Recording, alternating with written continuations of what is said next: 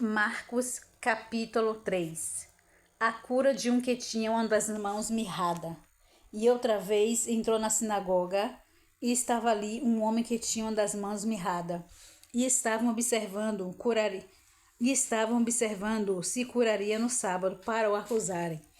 E disse ao homem que tinha a mão mirrada: Levanta-te e vem para o meio. E perguntou-lhes: É lícito no sábado fazer bem ou fazer mal? Salvar ou matar?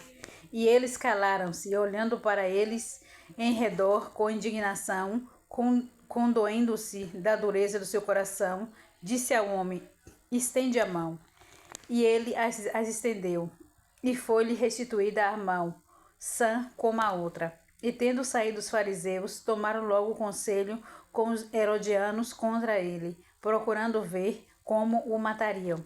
E retirou-se Jesus com os seus discípulos para o mar, e seguia-o uma grande multidão da Galileia e da Judeia, e de Jerusalém, da Idumeia e da além do Jordão, e do perto de Tiro, de Sidom, uma grande multidão que, ouvindo quão grandes coisas fazia, vinha ter com ele. E ele disse aos seus discípulos que lhe tivessem sempre pronto um barquinho junto dele por causa da multidão, para que o não comprimisse, porque tinha curado a muitos, de tal maneira que todos quanto tinham algum mal se arrojavam sobre ele para lhe tocarem. E os espíritos imundos, vindo, prostravam-se diante dele e clamavam, dizendo: Tu és o Filho de Deus.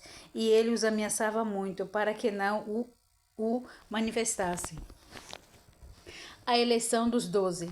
E subiu ao monte e chamou para si os que ele quis, e vieram a ele, e nomeou 12 para que estivessem com ele, e o mandasse ir a pregar, e para que tivessem o poder de curar as enfermidades e expulsar os demônios: Simão, a que pôs o nome de Pedro; Tiago, filho de Zebedeu, e João, irmão de Tiago, aos quais pôs o nome de Boanerges, que significa filhos do trovão; André e Filipe e Bartolomeu e Mateus e Tomé e Tiago, filho de Alfeu, e Tadeu e Simão o Zelote, e Judas Iscariote, o que o traiu.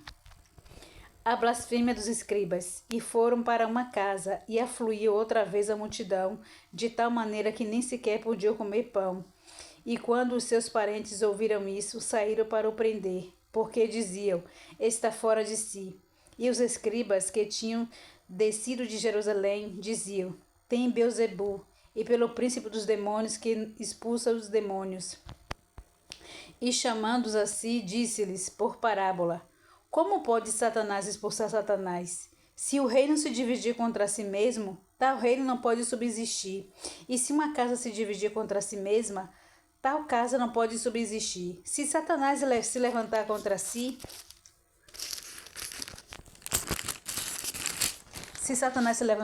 mesmo e for dividido, não pode subsistir antes tem fim. Ninguém pode roubar os bens do valente, entrando-lhe em uma casa, se o primeiro não manietar o valente, e então roubará sua casa. Na verdade vos digo que todos os pecados serão perdoados aos filhos dos homens, e toda sorte de blasfêmia contra que blasfemarem. Qualquer, porém, que blasfemar contra o Espírito Santo, nunca obterá perdão, mas será réu eterno juízo. Porém, diziam: tem espírito imundo. A família de Jesus. Chegaram então os seus irmãos e a sua mãe, e estando de fora, mandaram-no chamar. E a multidão estava assentada ao redor dele, e disseram-lhe: Eis que tua mãe e teus irmãos te procuram e estão lá fora. E ele lhe respondeu, dizendo: Quem é minha mãe e meus irmãos?